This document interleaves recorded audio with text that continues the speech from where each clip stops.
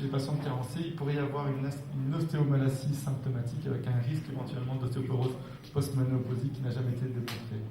Les enjeux néonataux, c'est le rachitisme carentiel, l'hypocalcémie néonatale précoce et tardive.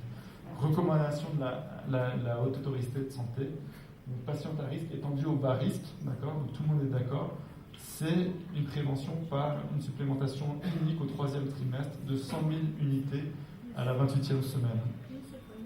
En une seule prise, ou si vous êtes vraiment chez des patientes à haut risque de carence en vitamine D, c'est dès le début de la grossesse 400 unités par jour ou 1000 unités par jour dès le 3e trimestre. D'accord ? La vitamine A, ça regroupe tous les dérivés bêta-ionones. Donc en gros, ce sont des dérivés qui ont des propriétés biologiques comparables au rétinol. Le rétinol est impliqué dans la modulation et l'expression des gènes et la différenciation des gènes, et notamment aussi impliqué dans la vision et le développement de la vision fétale. Donc la concentration fétale, elle est indépendante de la concentration maternelle.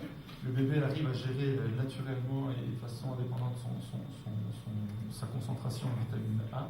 Il n'y a pas de conséquence d'une carence d'apport, et les gens sont même plutôt vigilants sur une supplémentation excessive, puisqu'on sait qu'il y a des risques de malformation liés aux dérivés rétinoïques. Alors, les apports en iode, là, il faut être extrêmement vigilant. Au décours de la grossesse, il y a une augmentation de la production des hormones thyroïdiennes pour différentes causes. D'abord parce qu'au premier trimestre, vous avez une activité de la CG qui va faire en sorte qu'il va y avoir une hyperstimulation de la thyroïde. Et puis vous allez avoir aussi une sécrétion importante de la thyroglobuline qui va fixer la T4L. Donc tout ça va engendrer un rétrocontrôle et une augmentation de la production d'hormones thyroïdiennes. Et puis, de la même manière, vous avez une dégradation des hormones thyroïdiennes par le placenta et une carence qui augmente au cours de la grossesse, quel que soit le terme. Donc vous avez une augmentation de la dégradation. Si vous avez une augmentation de la production thyroïdienne, vous devez avoir une augmentation des besoins en iode. Et ça passe, donc du coup, tout ce contexte favorise le démasquage des hypothyroïdiennes maternelles. L'hypothyroïdie est un élément fondamental de l'hypothyroïdie maternelle, qu'elle soit par carence en iode ou sur des vraies hypothyroïdies maternelles, donc supracliniques, pas supracliniques, mais avec des taux de TSH supérieurs à 10 unités, il y a des enjeux fétaux. On sait, ça a été clairement démontré sur des modèles animaux et des modèles sur les données épidémiologiques qu'on a. Cette hypothyroïdie fétale est en rapport avec des anomalies du développement cérébral, et on sait que ces bébés ont un risque d'avoir un QI plus bas que la population générale. Quelques facteurs de risque en plus: grossesse rapprochée, tabagisme et certaines régions en France, possiblement aussi pour vous. Donc les alimentations riches en iode, c'est les sels de cuisine, poissons et tout ce qui dérive de la mer en fait. D'accord ? Et lorsque vous supplémentez correctement votre patiente, vous diminuez le risque de créatinine. Ça, c'est des études des années 50 et des années 60 qui ont fait des publications dans les plus grandes revues, et ça avait justement démontré la nécessité de faire une politique de dépistage par rapport à une carence iodée. Donc recommandation OMS, pas de supplémentation systématique. Par contre, apport supplémentaire de 100 microgrammes par jour si on a des facteurs de risque. La carence martiale, en gros, un tiers des patientes présentent une carence en fer. Carence martiale qui est objectivée par des réserves inférieures à 150 mg par jour. Il est recommandé d'avoir 20 mg par jour dès le 2e trimestre. Et donc cet apport peut être suffisant lorsque vous avez des aliments riches en fer, viande, poisson. On aime bien ces deux-là parce que ça provient de fer hématique, d'accord, du sang. Et donc l'absorption de la femme enceinte de ce type de fer est bien plus importante que le fer venant des légumes ou des fruits. Donc cet apport est largement insuffisant en cas de régime hypocalorique. Les enjeux obstétricaux et fétaux, une carence martiale, ça expose à quoi ? À un risque d'accouchement prématuré qui est un peu plus important et un risque d'hypotrophie fétale. Les facteurs de risque, c'est la patiente qui arrive avec des réserves en début de grossesse insuffisantes parce qu'elle présente des ménorrhagies sur lesquelles il n'y a pas eu d'action préventive. Supplémentation de la femme, donc 20% des patientes ont une hémoglobine inférieure à 11 g par décilitre, donc une anémie.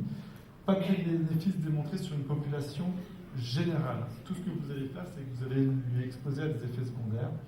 Par contre, une amélioration en cas d'une population ciblée anémique, clairement. Donc, cette population à risque et grossesse répétée, ménorragie abondante, alimentation pauvre. Donc, en pratique, dosage systématique dès le premier trimestre, si hémoglobine inférieure à 10 grammes par décilitre, une supplémentation doit être prescrite jusqu'à correction de l'anémie. Voici le résumé. Donc, ça, c'est en population générale de la femme enceinte, et s'il y a des facteurs de risque, une modification de ces besoins-là. On dépasse le temps. Ok. En conclusion, l'importance d'un régime équilibré, supplémentation systématique en acide folique périconceptionnel, d'accord. En vitamine D au 3e trimestre, supplémentation ciblée dans des populations à risque, supplémentation martiale si anémie par carence ou supplémentation en iode si facteur de risque, d'accord. Donc ça, c'était les 2 éléments importants. Merci beaucoup.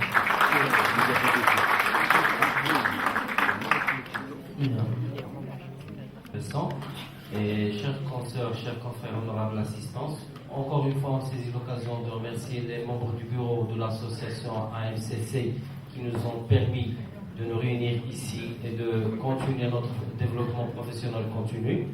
Nous allons enchaîner toujours en gynécologie avec professeur Yassir Aïs Mokhtour. Professeur Yassir Aïs Mokhtour est professeur de gynéco-obstétrique de la faculté de médecine de Marrakech, membre du comité scientifique et de la recherche de l'université de Marrakech, membre de l'université Khader Iyad, titulaire de plusieurs DU en gynécologie, que ce soit en hystéroscopie, en thérapeutique fœtale, en échographie en gynécologie. C'est un réel plaisir de vous avoir parmi nos professeurs Mokhtour. Merci beaucoup d'avoir accepté cette invitation. Et nous allons débattre d'un sujet aussi important et sur le même sens d'idée, c'est l'échographie en gynécologie. Merci, professeur Esmour. C'est à mon tour de vous remercier d'abord, de remercier mes collègues et mes amis de l'association des médecins généralistes de Casablanca pour leur aimable invitation pour participer avec vous à ce congrès. C'est un réel plaisir de me retrouver avec vous pour partager certains éléments et nos expériences, échanger par rapport à ce thème qui est intéressant, qui fait pratiquement la moitié de notre discipline, qui est l'échographie en gynécologie. Tout le monde sait que l'échographie, c'est une part très très importante dans notre pratique et c'est l'extension de notre examen clinique. Et donc c'est pour ça que ça prend une grande importance dans notre formation continue.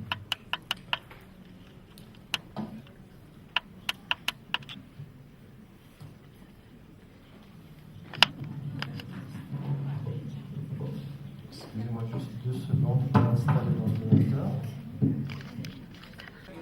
Responsabilité juridique qui s'ensuit. Si on passe à côté d'une malformation, est-ce qu'il y a une procédure à l'encontre du médecin?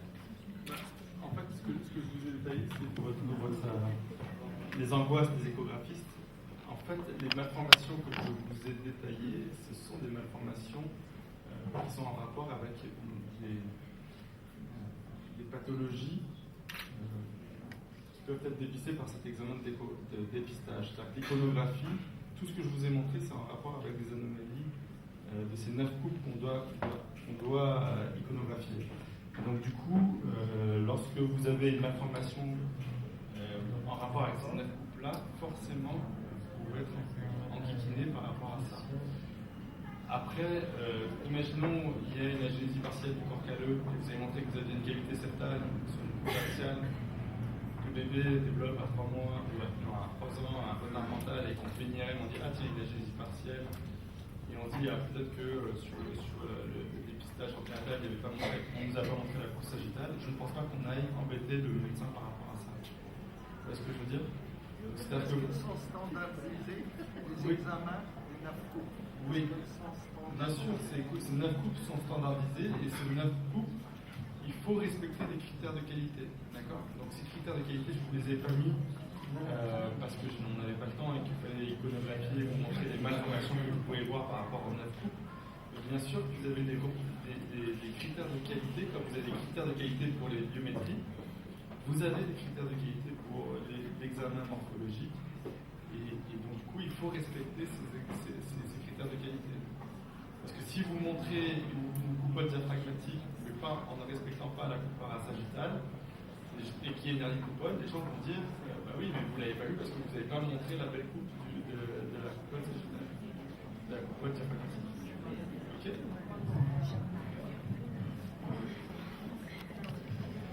S'il vous plaît, sur le plan médico-légal,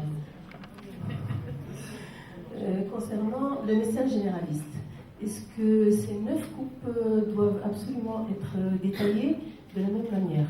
Merci. Alors, clairement, il n'y a aucune distinction entre médecins généralistes, gynécologues, radiologues et sages-femmes, par exemple. En France, les sages-femmes font des échos. L'examen que vous devez faire est le même par rapport à tout le monde et par rapport aux radiologues ou aux gynécologues obstétriciens.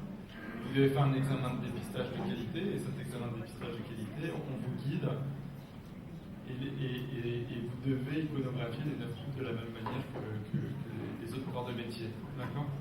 Ça, c'est fondamental. Il n'y a pas de distinction entre l'un et l'autre. Vous ne serez pas plus embêté qu'un gynécologue ou un radiologue. Dans l'échographie morphologique, on suspecte la génétique du corps. Qu'est-ce qu'on fait après? La suite. Imaginons que vous ne voyez pas la cavité septale, d'accord, et vous dites tiens, je ne vois pas la cavité septale, donc ça peut être une agénésie du corps calleux. Ben, vous l'envoyez dans un. Alors, je connais quelques-uns d'entre vous, je suis venu assez régulièrement, je ne connais pas trop après le système de soins en aval. C'est-à-dire qu'est-ce qu'on fait lorsque on a un dépistage qui montre qu'il y a quelque chose. Théoriquement, lorsque vous avez une cavité septale non vue et vous suspectez une agénésie du corps calleux, ça débouche sur une démarche diagnostique qu'on proposerait, ce que je vous donne, c'est une proposition de ce qui est fait en France. C'est aller dans un centre de référence pour vérifier le développement du cerveau. 2, anomalie de la ligne médiane. Toute anomalie de la ligne médiane nécessite en tout cas une discussion sur est-ce qu'on fait un cariotype. 3, de faire une IRM pour vérifier qu'il n'y ait rien d'autre sur le cerveau. Et 4, une consultation de synthèse avec un neuropédiatre qui va essayer d'affiner au mieux le pronostic neurologique de cet enfant avec tous les éléments dont elle dispose, le cariotype, l'imagerie échographique et radiologique par IRM. Est-ce qu'il y a une relation entre l'autisme et la génétique? Bien sûr. La question c'est est-ce qu'il y a une relation entre l'autisme et la génétique? C'est une absorption qui est limitée. Il y a une absorption intestinale qui est limitée. Et de ce fait, un comprimé suffit largement. Et donc vous recontrôlez à mois. Et si l'anémie persiste parce qu'il y a une mauvaise absorption intestinale, ce genre de choses, dans ce cas-là, il ne faut pas hésiter à changer de traitement et faire une perfusion de fer. Ce qu'on fait nous habituellement lorsqu'on voit que le traitement par voie orale n'est insuffisant. Et ça, on n'est jamais de comprimés. Alors je ne sais pas quels sont les dosages, mais nous on n'est jamais de comprimés. Parce qu'il y a une absorption intestinale qui est limitée et le deuxième comprimé ne servirait à rien à part exposer au risque aux effets secondaires. Merci professeur. Vous pouvez prendre, s'il vous plaît. Merci professeur. Donc vous avez 30 minutes, la parole. Ok, voilà, donc on va pouvoir commencer cette thématique sur l'échographie en gynécologie. Donc comme vous le connaissez, quand vous le pratiquez tous les jours, l'échographie est un outil fondamental en gynécologie. On dit que c'est l'extension de notre examen clinique. Elle est souvent suffisante pour le diagnostic de la majorité de la pathologie bénigne. C'est notre premier examen complémentaire et il est souvent suffisant dans notre pratique quotidienne, évidemment, avec un examen clinique. Cependant, pour remplir ce cahier de charge, il y a des impératifs pour pouvoir réaliser cet examen échographique en gynécologie et les 3 impératifs les plus importants, ce sont d'abord d'avoir un bon appareillage qui est correct. On n'est pas obligé d'avoir l'échographe du dernier cri avec toutes les options et les fonctionnalités récentes, mais il faut quand même avoir un appareil correct par rapport à la résolution, aux sondes nécessaires pour pouvoir réaliser l'examen. il faut avoir une formation suffisante. Il faut aussi connaître ses limites par rapport à certaines choses et connaître jusqu'à où on peut aller par rapport à ces examens échographiques. Il faut aussi avoir une méthodologie de recherche qui